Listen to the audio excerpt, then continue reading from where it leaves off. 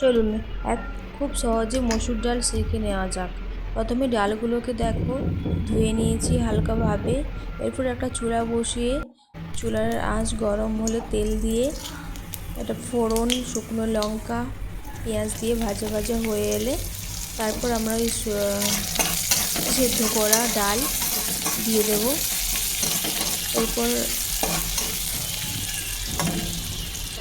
দেখো আমি ডালে একটা আমসি দিয়েছি তোমার, কারণ ডালটাকে একটু টক ভাব আনার জন্য।